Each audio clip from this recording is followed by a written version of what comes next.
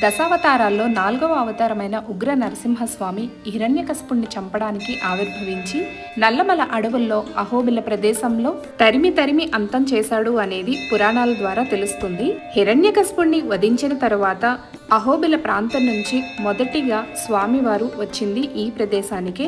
అంతటి ఉగ్ర రూపాన్ని చూసిన దేవతలందరూ కూడా స్వామివారిని శాంతపరచడానికి చాలా భయపడ్డారు. ఉగ్ర నరసింహస్వామి వారి కోపం మన అంచనాకు కూడా అందదు.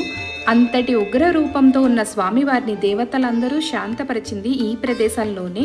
118 వైష్ణవ క్షేత్రాల్లో అతి ముఖ్యమైన క్షేత్రం ఇది. ఒకటే పీట మీద స్వామివారు లక్ష్మీ నరసింహస్వామిగాను ఉగ్ర నరసింహస్వామిగాను దర్శనమివ్వడం జరుగుతుంది. ఏకాంత సమయంలో ఈ ఆలయానికి స్వామివారిని దర్శించుకోవడానికి సమస్త దేవతలు, యోగులు, సిద్ధులు స్వామివారిని అర్చించడానికి వస్తుంటారు. హిరణ్యకశిపుణ్ణి వధించడానికి స్వామివారు ప్రదర్శించిన 32 ఛాయల్లో రెండింటిని శాశ్వతంగా ఇక్కడే నిలపడం జరిగింది. లక్ష్మీదేవి చెంచులక్ష్మి రూపంలో ఇక్కడ స్వామివారిని వివాహం చేసుకుని స్వయంభూగా వెలిశారు.